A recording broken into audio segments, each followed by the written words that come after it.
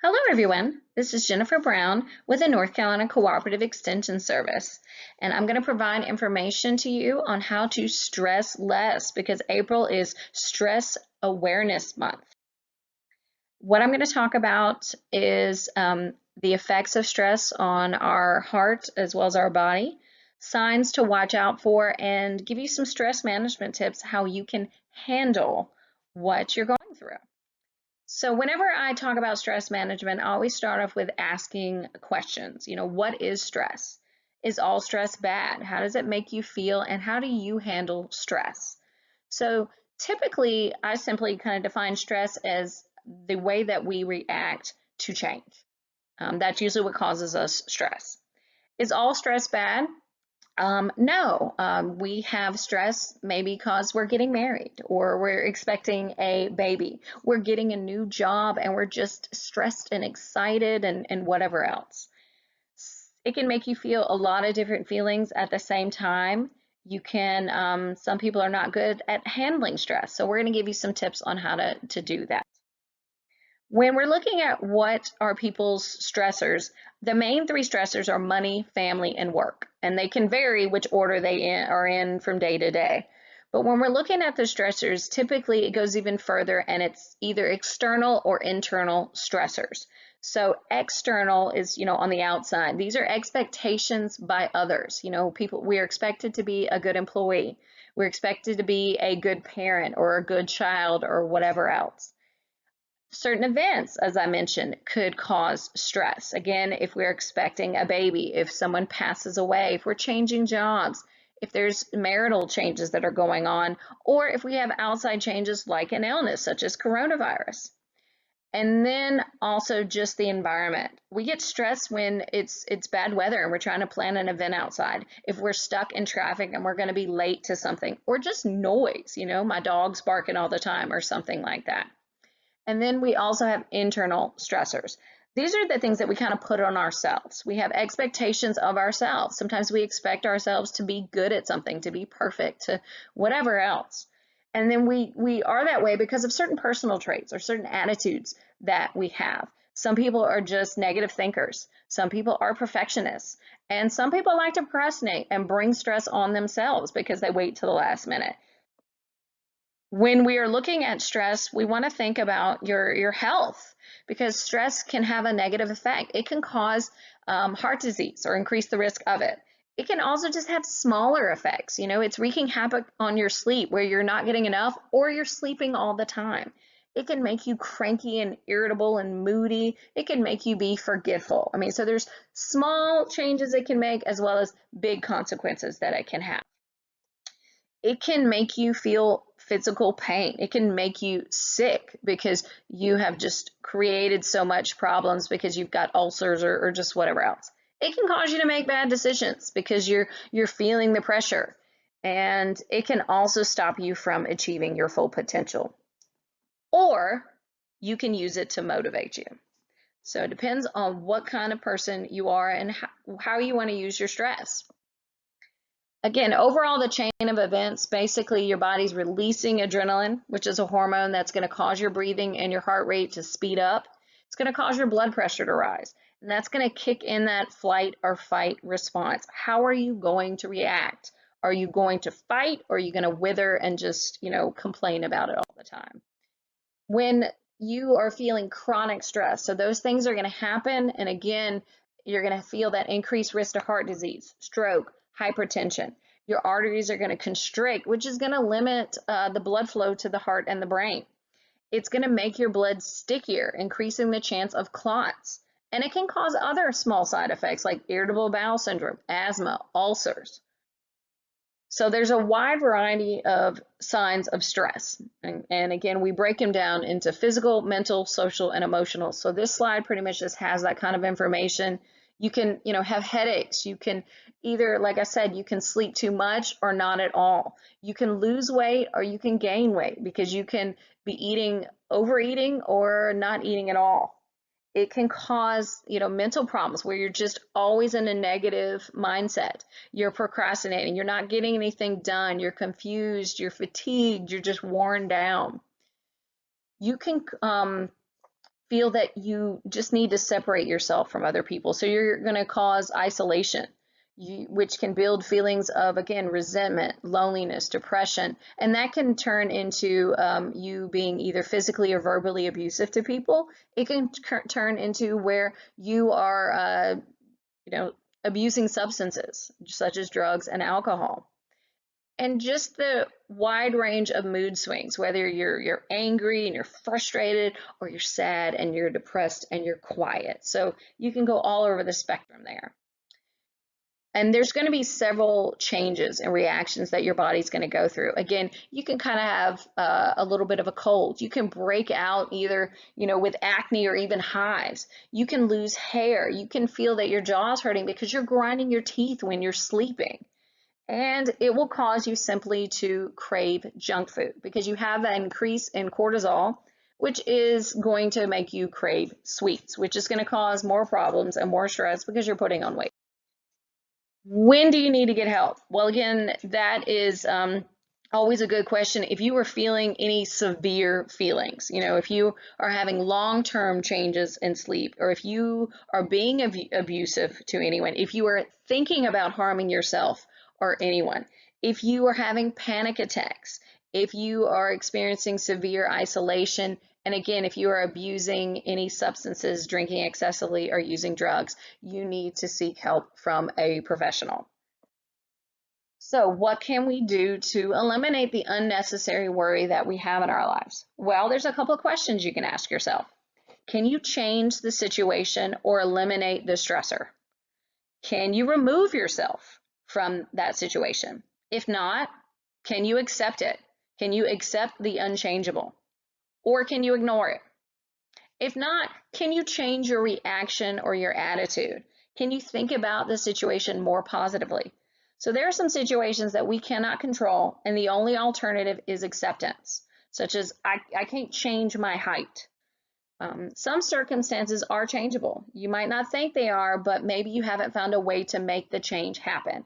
I know there's always a lot of, say, high school seniors that think that they cannot go to college.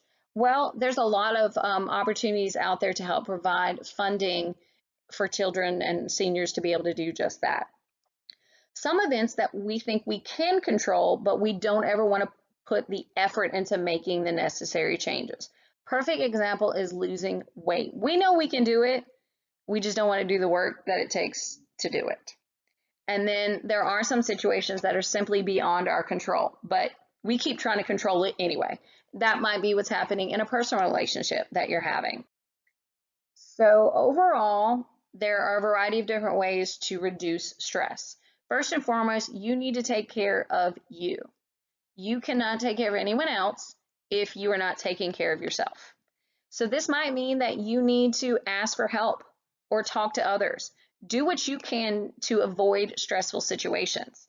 There are certain places I don't go because I know it will cause me stress. There are certain people I don't have in my life anymore because they are a ball of stress and drama. It helps me to keep things in order, to have kind of a list or priorities, maybe a to-do list, but I want to tackle the important things first. So it's not just sitting there and I'm dreading it. There are some times that I'm going to have to say no.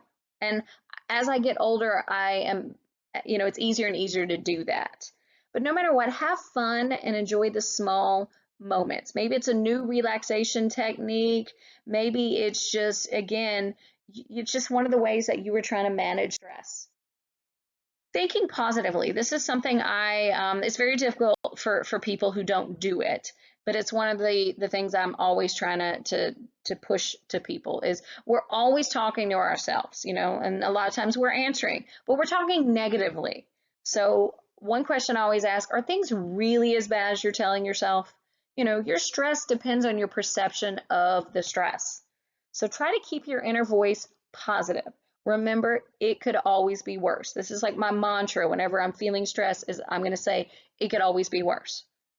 And then if I can't be positive, I'm just going to be quiet. I'm not going to talk to myself. So watch your language when you're talking to yourself. Instead of saying, I cannot, say, I will not. Instead of say, well, I'll try. No, I will do.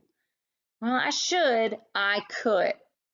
If If only, think about next time, you know, instead of someday, today. I'm going to do this today. I also, again, remind myself that it could be worse. There are people off that are worse off than I am. So instead of saying, oh, I have to exercise, I get to exercise or I want to exercise. There are people who are have physical handicaps and are not able to walk. I get to walk. So, focus on that aspect of it and don't look at it as something you have to do. So just changing your language and trying to, see how much you talk negatively to yourself. See if you can catch yourself and switch it. Going back in time is great. I have a good imagination and I have a good memory. So I try to will search through an experience that made me feel good. And I'll focus on that. And it might just change my perspective for the whole day because I had a good moment. Or I also will go back in time and maybe think about the times in my life that I was stressed. And I look back on it and I'm like, now, I wouldn't change those moments because it brought me where I am, and in those moments, I didn't think it could get better. I thought, is it always going to be like this? And now, I'm through some of those times and it is better. So look towards the future as well. Talk to our friends. Sometimes we're having conflicts with our friends, so you might need to get something off your chest, but you don't want to always be the complainer because, again, your friend won't want to be around you if you're always bringing drama and stress. So trying to choose people to be in your lives that will listen, but also be a good sounding board. They're not going to always be judgmental or always giving you advice.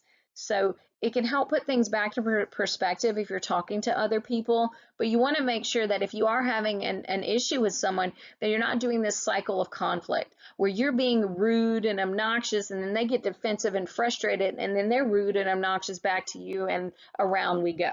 You're never going to get off that train there. There are different ways that you can handle your worry. Research shows that a lot of people spend time, focusing on the past or worrying about the future. About 70% of us do those two things, and on 8% on things that actually matter. So one thing I always ask myself, hey, 5 years from now, how much will this matter? Sometimes it helps to, again, make that to-do list or make small attainable goals. So we call them action plans, making an action plan, but not just making one in your head, actually writing it down, because if you write it down, you're more likely to do it or to achieve it. Or, again, if nothing else, it'll put a little guilt on you that, hey, you're not working on this. You wrote me down, but you're not doing this. So ask yourself, what do you want to achieve? What steps are you going to take? What do you need to do maybe to set up a routine so you're getting, towards your goal? And who do you have that is available to support you? You probably have more people than you think. One of the things that also helps me is that helping other people. Research shown that helping other people can actually make you happier, healthier, and increase your lifespan. So if I'm ever feeling stressed, again, it could always be worse. How can I help other people who might have it worse than I? So that's something to think about is, making donations, even if it's food or money or just donating of your time. And then, of course, physical activity. I was going to bring it up. Exercise is one of the best stress reducers there is. Again, it releases good chemicals that oppose the effects of stress on your body. So I already gave you the whole list of effects that stress has on your body. Now, exercise is going to do the opposite. It's going to burn off that excess fat. It's going to make your organs more efficient. It'll give you more energy. You will look and feel better. You'll be more confident and work harder towards your goals. Laughter truly is the best medicine. It can boost your immune system and it helps serve as a powerful antidepressant. It's basically like a tranquilizer with no side effects. So my goal for you is to do anything that makes you laugh at least 15 to 20 times a day. So I'm talking about small things, even if it's just hey, I'm gonna call my friend today, or I'm gonna spend time with my dog, or watch my children being silly or goofy, or hey, maybe there's a certain TV show I like, or maybe there is a person that I follow on Facebook that they're always hilarious. So let me see what they've got today for me. And then hobbies. Again, there are a wide variety of hobbies that you can choose from. Make sure that you choose a hobby that does not cause you stress. I know a lot of people, oh, I'm going to go and learn how to golf or play the piano or something, and those are wonderful things, but they are also going to be stressful because you're going to have problems being able to do those. So, reading, exercising, listening to music, puzzles, anything you come up with, enjoying the beautiful weather that it is right now by gardening, taking your dog for a walk, any of those things. This has been Jennifer Brown, Family Consumer Science Agent with the North Carolina Cooperative Extension Service. If you have any questions or like any further information about this topic or anything related to family consumer sciences, you can email me at jennifer.brown@ncsu.edu. You can also follow me on social media at Person Granville FCS or at Person County FCS. I'm on Facebook, Twitter, Instagram, as well as YouTube. One of those two are my handles on those 4 social media sites. And thank you for tuning in.